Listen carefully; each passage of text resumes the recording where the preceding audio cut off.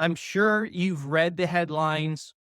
NAR, National Association of Realtors, there's a $418 million settlement where they agreed to remove compensation off the multiple listing service, the MLS.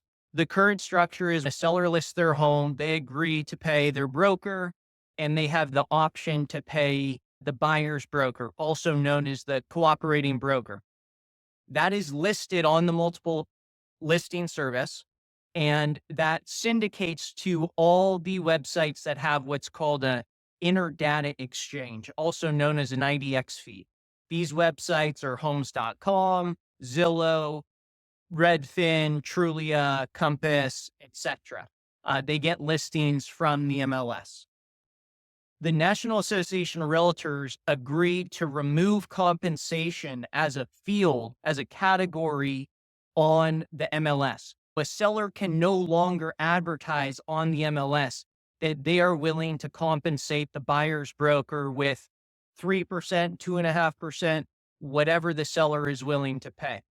Since that is removed from the MLS, there's a theory that steering goes away, where you show homes based on the compensation the seller is choosing to pay the buyer's broker.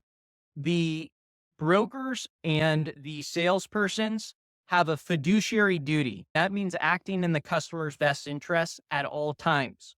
Not all real estate professionals are professional. There's some agents out there who steer and show homes based on what the seller is paying. If the seller's paying 3%, they're going to show that house. If the other seller's paying 2.5%, they might not show that house.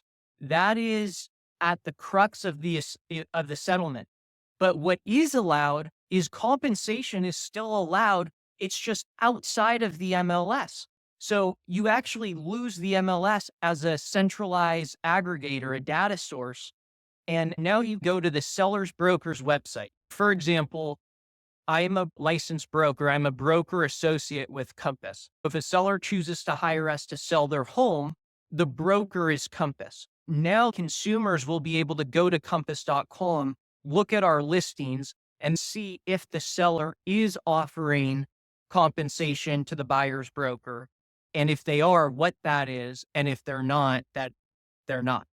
And if it's not listed on the seller's broker's website, then you need to contact the seller's broker or the seller's agent and ask, are you offering compensation? If yes, how much? If not, good luck, selling your house, right? These things happen. So now you have to go outside the MLS. You have all this different information. You're making it less transparent for the consumer.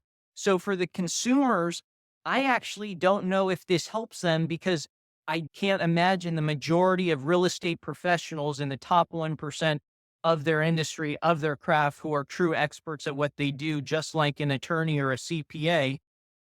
I just can't imagine that's acceptable.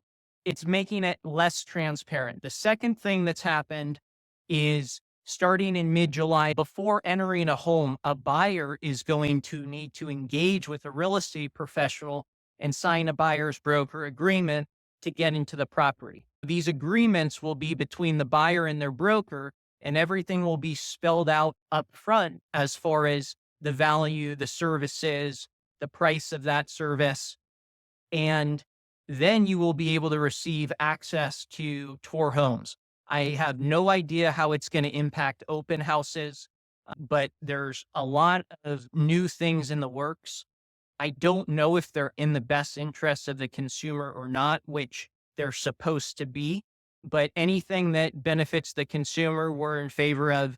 If you guys have any questions about the big settlement, you want to grab coffee and talk about it, I'd be more than happy to. I love this stuff.